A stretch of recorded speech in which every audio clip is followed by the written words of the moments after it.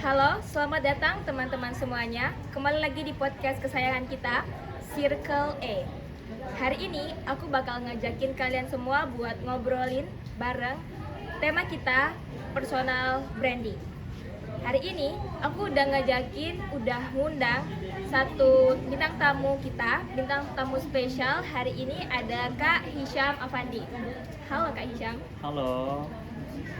Oke, buat teman-teman yang pengen tahu dan pengen kenal lebih dekat siapa itu Kak Hisham. Kak Hisham kebetulan adalah salah satu teman aku di kampus di UIN Sunan Kalijaga Yogyakarta yang saat ini sedang menjabat sebagai duta kampus UIN Sunan Kalijaga Yogyakarta dan juga disambi dengan menjadi pusat muda, MC dan juga kondang serta konten kreator. Kak Hisham, teman-teman Circle E kayaknya kepo dan pengen tahu bagaimana cerita kakak, pengalaman Kak Hisham sendiri dari awal meniti karir dari seorang Kak Hisham yang mungkin belum menjadi Kak Hisham yang sekarang punya branding yang wow di dunia maya dan juga dunia nyata.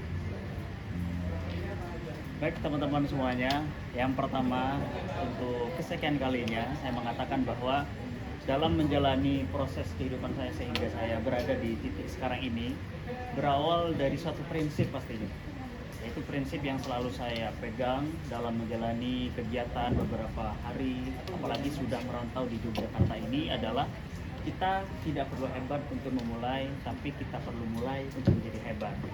Sehingga hal itu yang menjadikan saya mempunyai prinsip yang sangat agung sekali untuk mencapai hal-hal yang tadi. Contoh seperti bagaimana saya menjadi seorang ustadz muda, bagaimana saya menjadi seorang content creator juga, sehingga saya bisa membangun personal branding dengan nilai-nilai tadi yang saya punya.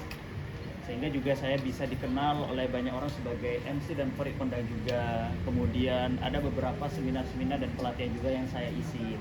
Sehingga kalau boleh saya katakan, selama 1 tahun saya membangun personal branding ini saya kira cukup maksimal dan itu berhasil. Itu terbukti dengan adanya follower saya di Instagram, karena personal branding saya fokuskan di Instagram yang berawal dari hanya 750 saja, sekarang sudah tembus ke 14.800. Benar, dari berapa tadi? Dari 750 orang aja. 750 orang sampai tembus 14.800. Berarti ada 13.000 lebih orang yang mengikuti Kak Hisham dalam kurun waktu membangun personal branding 1 tahun. Iya, dan 1 tahun pun itu saya belum mengawali sepenuhnya dan belum mengerti. Ketika mengawali kehidupan selama 1 tahun itu di Yogyakarta, setengah tahun saya masih meraba-raba apa sih personal branding itu, apa sih pentingnya personal branding, kemudian bagaimana kita caranya membangun personal branding itu dengan apa. Karena orang-orang sekarang itu mungkin Gen Z aja yang tahu ya apa itu personal branding. Sebenarnya di zaman terdahulu itu sudah ada, tapi bahasanya beda seperti itu. Sehingga selama 6 bulan awal saya mempelajari bagaimana personal branding, dan itu dari 750 masih 1000 aja dan gak naik-naik. Akhirnya saya menemukan caranya. Bagaimana kita yang pasti adalah yang pertama, kita memberikan dan menambahi diri kita itu dengan value atau dengan ilmu. Kemudian yang kedua yaitu adalah bagaimana kita pertama kali adalah membersihkan diri dulu terlebih dahulu untuk menampakkan jiwa kita kepada orang lain. Karena kalau kita tahu seorang yang membangun personal branding itu biasanya antara dunia maya dan dunia nyata itu kadang berbeda dan itu kadang juga sama. Sehingga banyak saya temukan juga teman-teman karir yang juga membangun personal branding di dunia maya nampaknya oke, tapi di dunia nyata dia belum selesai dengan diri sendiri. Ada yang seperti itu juga. Makanya yang pertama adalah salah satu cara kita membangun personal branding itu adalah pasti dengan value atau ilmu. Kemudian yang kedua membersihkan diri hati kita juga terlebih dahulu untuk bagaimana nantinya bisa dikenal oleh banyak orang. Karena yang terpenting adalah dalam personal branding bukan seberapa kita viral, tapi seberapa kita bisa bermanfaat kepada orang lain. Wow, setuju. Jarang sekali ya, kan biasanya orang tuh sekarang kalau main medsos itu lebih ke pengen bikin konten biar cepat hype. Gimana kontenku ini dalam waktu 1 menit post itu langsung berjuta-juta viewersnya.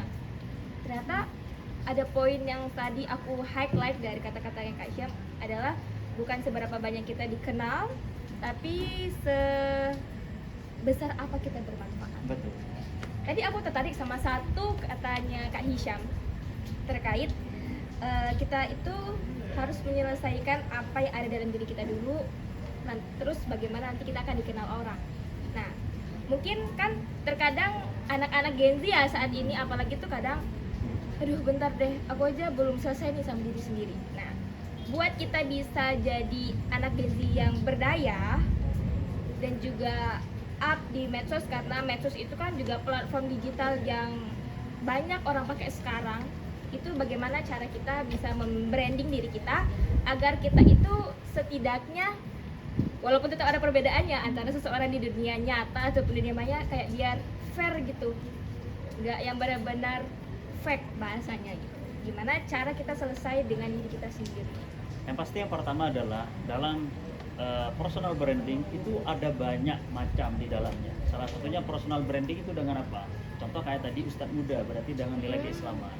Kemudian personal branding dengan MC dan kode kondang, berarti dia punya nilai jati diri, soft skill juga dan juga skill di situ. Kemudian juga personal branding dengan public speaking atau public speaker, dengan dia menjadi motivator, kemudian diundang di mana-mana. Kemudian juga dari personal branding itu dia apapun skillnya terlebih dahulu, itulah yang bisa membangun personal branding itu. Sehingga awal kita pertama kali untuk membangun personal branding itu mengetahui jati diri kita terlebih dahulu. Jadi kita itu skillnya dari mana? Karena kita tahu semua orang punya kesempatan berbeda-beda, semua orang punya skill juga berbeda-beda, dan semua orang punya cara untuk menyelesaikan diri sendiri itu juga berbeda-beda. Saya juga menemukan teman karir saya ketika itu ingin membangun personal branding bersama, tapi akhirnya dia jatuh dan saya yang terus bangun.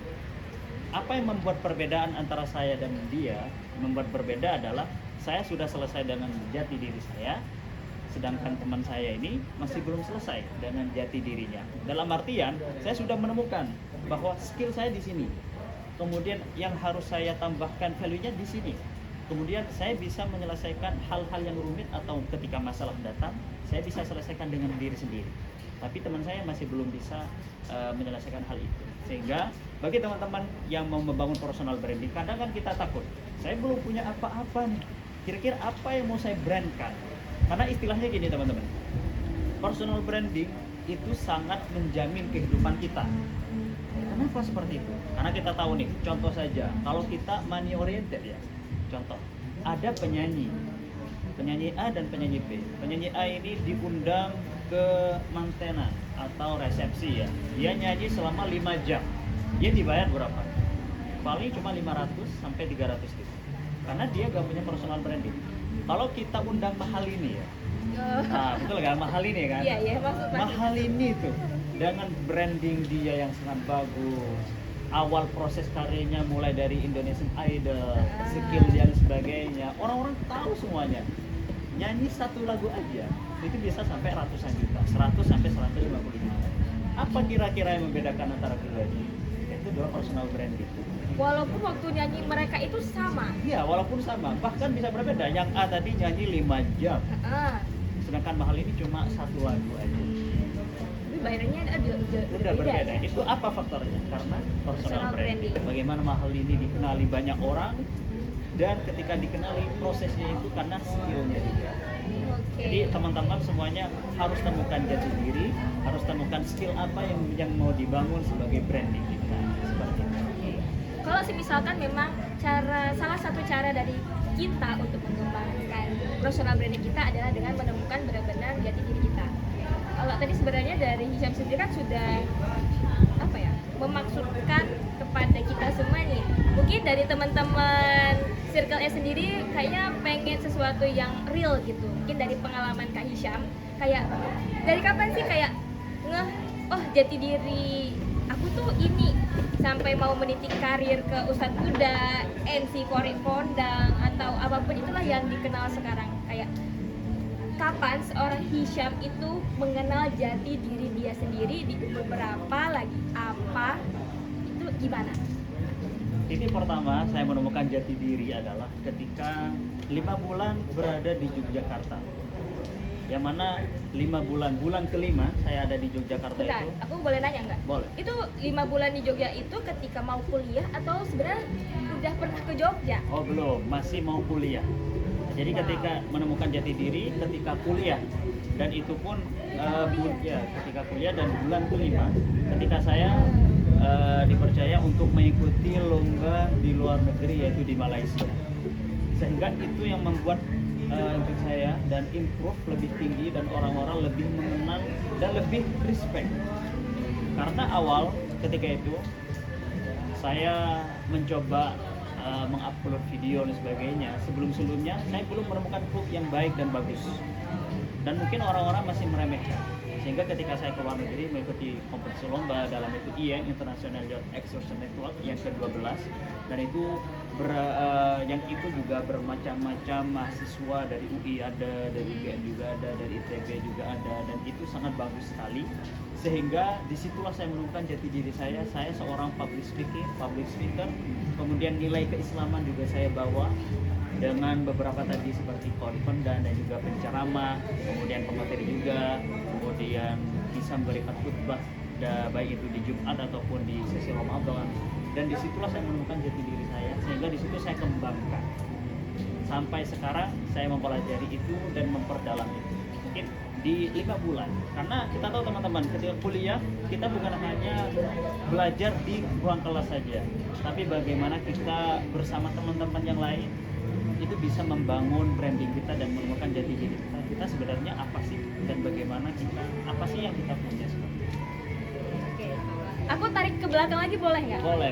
Tadi kan ketika awal mulanya dari 5 bulan pertama di Jogja, terus tiba-tiba ikut satu event IEN ke-12, ketemu dengan teman-teman dari berbagai macam kampus, dan akhirnya menyadari jati dirinya adalah seorang public speaker nih. Nah, kalau aku tarik lagi lebih belakang nih, Syam, kira-kira kayak mungkin dari pola kamu kecil, apakah kamu terbiasa dengan lingkungan yang support untuk jadi seorang public speaker, atau memang dilatih sedemikian rupa kayak sebelumnya itu kayak kan kita kan bertumbuh dari disupport dengan lingkungan dan juga follow asuh orang tua ya. Nah, kalau boleh aku tarik sampai ke belakang situ, kira-kira apa titik pertama kayak aku bisa public speaking karena aku pernah disuruh ngomong di rumah sama keluarga besar, jadi aku berani terus tertarik. Ada nggak cerita tentang itu gitu? Berawal dari pertama ketika saya belajar di pesantren. Oke. Jadi ketika di pesantren, kebetulan ketika itu ada event besar, yang mana eventnya itu membutuhkan seorang MC, Master of Ceremony, tapi bukan dengan bahasa Indonesia, tapi dengan bahasa Arab, karena ketika itu ada tamu dari Mesir, Al-Azhar. Jadi sebenarnya event itu dibuat MC-nya hanya bahasa Indonesia. Tapi ketika itu berhubung tiba-tiba ada tamu dari luar negeri, yaitu dari Al-Azhar, Universitas Al-Azhar Mesir datang, dan di situ dibutuhkan MC bahasa Arab. Kebetulan saya ketika itu belajar bahasa Arab, akhirnya ditunjuk tiba-tiba MC untuk menjadi MC bahasa Arab. Dan disitulah saya menemukan, wah, kok saya bisa ya? Kok saya bisa? Padahal ini dadakan juga. Karena pasti mungkin, alhamdulillah saya sudah selesai dengan masalah bagaimana kita membangun percaya diri. Karena percaya diri itu, saya sudah membangun itu dan melatih itu ketika saya sejak mulai dari SD. Saya sering juga mengikuti lomba-lomba, menjadi utusan dari teman-teman untuk menjadi seperti ini, bicara di depan. Kalau kita tahu di SD mungkin jadi pemimpin upacara. Oh gitu, iya, relate. Relate Siapa gitu sih ya. anak SD yang nggak ikut upacara ya? Kita ditunjuk jadi pemimpin upacara dan sebagainya. Mungkin sudah selesai dengan masalah percaya diri, tapi saya bisa menemukan bahwa saya bisa membangun personal branding di public speaker atau public speaking ketika itu. Ketika jadi MC bahasa Arab dan tamunya dari Al-Azhar Al-Azhar. Mesir langsung.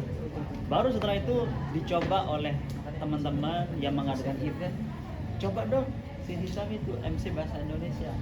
Oke, akhirnya di situ alhamdulillah bisa, dan teman-teman banyak yang tertarik juga. Selain masalah MC juga, coba dong Hisam itu jadi pemateri ini bisa nggak? Ada bisa juga, saya jalani.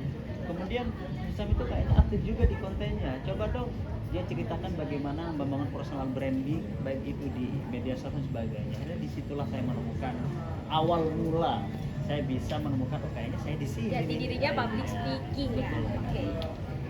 Oke, menarik banget ya Hisham.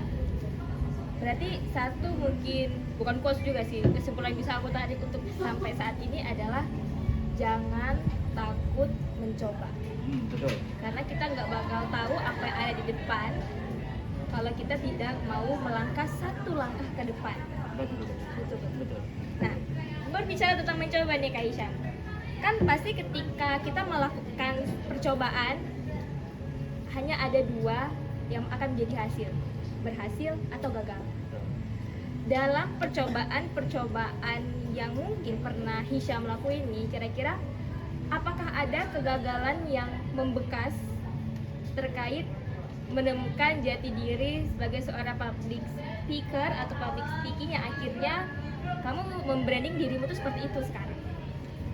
Oke, yang pertama pasti adalah sebagaimana kita tahu quotes yang sudah merajalela di telinga kita ya. Ya apa itu? Yaitu adalah Quotes yang mana ini? sebuah keberhasilan itu berawal dari kegagalan. Keberhasilan berawal dari kegagalan. Dalam artian itu adalah percobaan-percobaan yang selalu kita mulai. Karena saya berawal dari prinsip tadi, kita tidak perlu hebat untuk memulai, tapi kita perlu mulai untuk menjadi orang yang hebat. Seperti itu. Sehingga kalau mau berbicara kegagalan-kegagalan, banyak juga kegagalan-kegagalan yang saya lakukan. Contoh seperti mau berprestasi atau ikut lomba. Dari beberapa kejuaraan yang saya dapatkan, ada juga mungkin 50% saya juga gagal dalam mengikuti kompetisi. Kemudian dalam membuat konten yang FYP, ada juga beberapa konten yang tidak FYP awal-awal. Ada juga dalam menjadi Master of Ceremony MC juga sering juga saya mendapatkan kritikan, kemudian masukan-masukan. Tapi dari kritikan masukan-masukan itu yang membuat mental kita lebih tangguh lagi, pengalaman, jam terbang, sehingga kita bisa mengetahui hooknya di mana nih. Kemudian seperti ini. Dalam artian teman-teman, sebuah keberhasilan itu memang berawal dari percobaan-percobaan yang kita mulai. Tapi ketika kita mencoba, pahami terus, pelajari terus bagaimana perkembangan zaman sehingga kita bisa improve diri kita dan tidak lama prosesnya. Seperti itu. Oke. Ternyata memang kalau kita pengen lebih baik untuk berkembang, memang harus berani untuk mengambil peluang yang dimana ketika peluang itu pun banyak kemungkinan baik dan juga kemungkinan buruk yang akan datang pada kita dan kita tuh nggak tahu sama sekali itu akan berkat seperti apa. Betul. Dan kita ketika membangun personal branding, semuanya akan mengikuti kita. Dalam artian baik itu teman, relasi, ekonomi dan sebagainya. Karena di situ kita mengejar peluang. Kalau kita ingat nih kata-kata dari dosen kita. Dosen siapa itu? Dosen pastinya dosen public speaking juga, yaitu Pak Tamura ya. Oh iya Pak Tamura. Kejarlah peluang karena di dalam peluang ada uang. Bukan kita mengejar uang, karena di dalam uang nggak ada peluang. Karena dari peluang-peluang itu dalam kita mencoba. Oh, ada peluang nih kita coba. Ada peluang kita coba. Dari percobaan itu mengumpulkan skill kita, dari skill-skill itu kita dikenal orang sebagai apa? Peluang. Oke, buat teman-teman Circle E, kayaknya menarik banget ya pembahasan kita kali ini. Buat kamu yang masih pengen tahu bagaimana Hisham sendiri menemukan personal branding yang dia kembangkan sekarang, aku saranin kalian buat nonton part 2 video ini. Cut.